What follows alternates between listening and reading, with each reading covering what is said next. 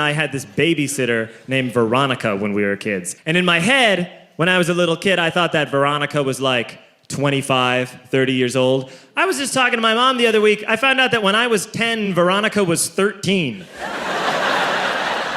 All she could do was dial the telephone a little better than I could. 13 when I'm 10, that would be like if you're going out of town for the week and you paid a horse to watch your dog.